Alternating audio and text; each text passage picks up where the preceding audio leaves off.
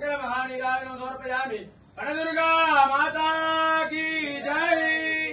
वृंदाले वृंदाले सलक्षणाशाः संपूर्णकर्त्रीं महिषासनां शिवां मञ्जीरनीरस्वरघोषदीप्तां वनदुर्गमाम्बां शरणं प्रपद्ये।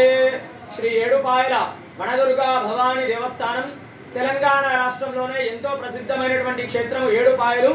మరి భారీ వర్షాల కారణంగా ఈ యొక్క మంజీరా నది నిన్నటి వరకు ఉధృతంగా ప్రవహించింది।